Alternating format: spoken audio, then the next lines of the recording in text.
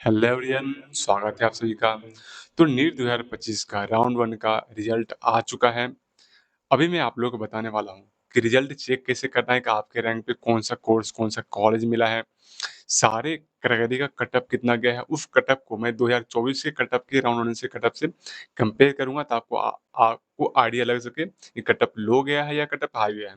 साथ ही साथ अगर आपको सीट मिल गया है तो अब आपको आगे क्या करना चाहिए, सबसे बेस्ट कंडीशन आपके लिए क्या रहेगा, अगर नहीं मिला है तो आपके लिए क्या-क्या ऑप्शन है। तो वीडियो काफ़ी इन्फॉर्मेटिव होगा, लास्ट तक ज़रूर देखिएगा। उससे पहले चैनल को सब्सक्राइब कर लीजिए ताकि कोई भी अपडेट आपको मिस ना हो। तो सबसे पहले आपको बता दूँ कि चेक कैसे करना है रिजल्ट को। तो ये प्रोविज़नल लिस्ट का पीडीएफ है जो एमसीसी ने जारी किया है। अब इसको प्रोविज़नल इसलिए बोलते हैं कि ये इसमें चेंजेज़ हो सकते हैं, ये फाइनल नहीं है। अगर किसी मान लीजिए ईडब्ल्यूएस का कट ऑफ 25,599 गया, ठीक है? अगर किसी स्टूडेंट्स का रैंक 20,000 रैंक है, उनको सीट नहीं मिला है और उसने वो कॉलेज फ़िल किया है जिसका कट ऑफ 25,000 गया है, तो वो एमसीसी को क्लेम कर सकते हैं कि हमारा रैंक कम है, फिर भी सीट नहीं मिला है। वो अलग बात है कि अगर किसी का रैंक 20,000 है, 18,000 है और उसने वो सारे कॉलेज फिल किए ही नहीं है, जिसका कट ऑफ 21,000 22,000 गया है, तो फिर उनको कोई सीट मिलेगा ही नहीं। बट अगर आपने कॉलेज फिल किया है, फिर सीट नहीं मिला, फिर आप क्लेम कर सकते हैं। तो ये प्रोविजनल अलॉटमेंट का लिस्ट है। हालांकि हमेशा प्रोविजनल और फाइनल में बहुत ज़्यादा चेंजेस देखने को नहीं मिलता है, ऑलमोस्ट सेम होते हैं। अगर आपको प्रोविजनल में सीट मिल गया है, इसका मतलब है कि फाइनल में भी आपको सीट मिल जाएगा। तो रैंक चेक करने का तरीका यही है कि आप जो इसमें पीडीएफ स्क्रॉल करोगे, तो यहाँ पे आपको रैंक मेंशन किया हुआ है। इस रैंक पे आप चेक कर सकते हैं कि आपके रैंक मान लीजिए आपका रैंक 50 है, 50 रैंक पे आपको एमबीबीएस मिला है और जिपमर पूरे मिला है। तो इस तरह के आप अपने रैंक पे चेक कर सकते हैं। दूसरा तरीका है यहाँ पे सर्च करने का ऑप्शन दिया रहता है। आप अपना रैंक इस पे टाइप करके अपना कॉलेज सर्च कर सकते हैं कि आपके रैंक पे कौन-सा कॉलेज मिला है। अब बात करते हैं कट ऑफ क्या गया है और उसको 2024 से कंपेयर करते हैं। तो सबसे पहली बात अनरिजर्व कैटेगरी के लिए आप देख रहे हैं कि लास्ट ईयर 19,603 गया था कट ऑफ फर्स्ट राउंड में और 25 में 21,190 रैंक गया। मतलब कि कट ऑफ काफ़ी डाउन रहा है। कुछ सीट सीट भी इंक्रीज़ नहीं हुई, उसके बाद भी कट ऑफ डाउन गया है। इसका मतलब कि अनरिजर्व कैटेगरी का मेरिट डाउन गया है।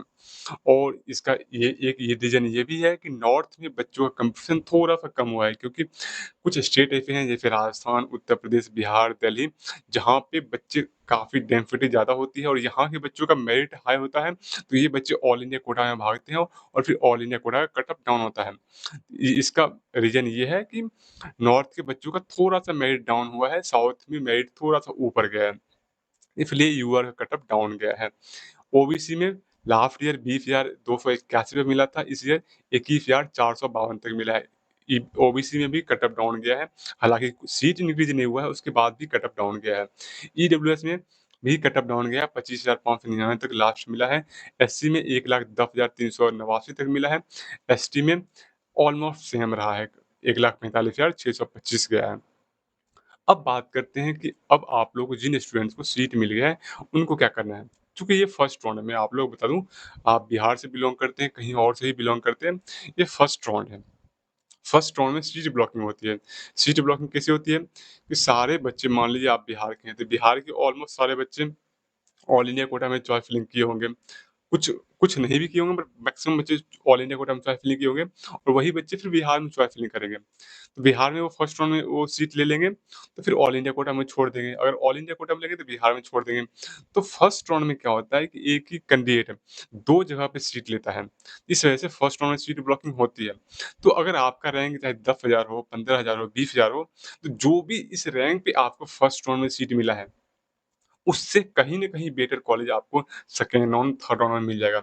आपको जो फर्स्ट राउंड में सीट मिला है मतलब कि उस कॉलेज से बेटर डेफ़िनेटली उस कॉलेज से बेटर सीट आपको सेकंड, थर्ड राउंड में मिल जाएगा। तो आपको हाँ, अगर आपको ऑल इंडिया कोटा से सीट लेना है, अगर आप जनरल, ओबीसी से बिलॉन्ग करते हैं तो मैक्सिमम आपको ऑल इंडिया कोटा और बिहार दोनों जगह से आपको सेम कॉलेज मिलने वाले हैं, अप्रॉक्स सेम रेंज के कॉलेज मिलने वाले हैं, तो आप ऑल इंडिया कोटा से सीट ले सकते हैं। इस कंडीशन में आपको क्या करना पड़ेगा?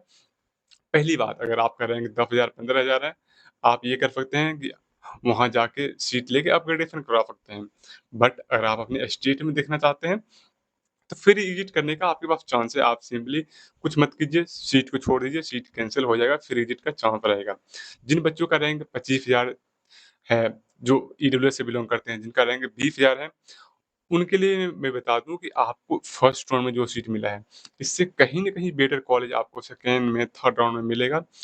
जो गवर्नमेंट कॉलेज होता है, गवर्नमेंट में आपको हमेशा फर्स्ट राउंड से लेके थर्ड राउंड तक कट ऑफ डाउन जाता है।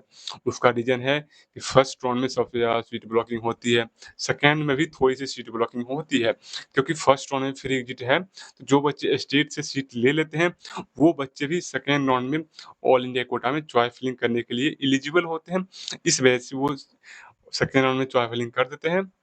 और फिर सेकंड राउंड में सीट ब्लॉकिंग होती है और वो सीट खाली होके थर्ड राउंड में जाती है। तो सबसे कम कटऑफ थर्ड राउंड में जाती है। तो आपको चाहे ऑल इंडिया कोटा से सीट लेना हो, बिहार से लेना हो, तो आपको थर्ड राउंड तक इंतज़ार करना है। जो भी कॉलेज आपको अभी मिला है, उसमें जाके एडमिशन नहीं लेना है।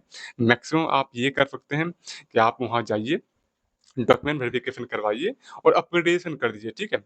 आपको अपग्रेडेशन करना है, एडमिशन नहीं लेना है।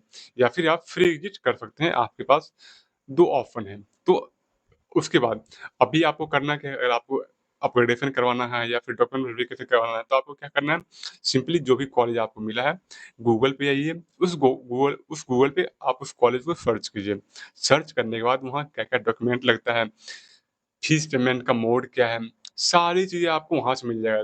क्योंकि देखिए, थोड़े-थोड़े हर कॉलेज का अपना डिफरेंट होता है, डॉक्यूमेंट सारे वही कॉमन लगने वाले हैं, बट 1-2 कॉलेज का हर किसी का थोड़ा-सा यूनिक हो जाता है कभी-कभी। और पेमेंट का मोड भी, तो सारी चीज़ें आप या तो उस कॉलेज में आपको कॉन्टैक्ट नंबर दिया होगा, आप उसके वेबसाइट पे जाओगे तो वहाँ से कॉन्टैक्ट कॉल भी करके बात कर सकते हो।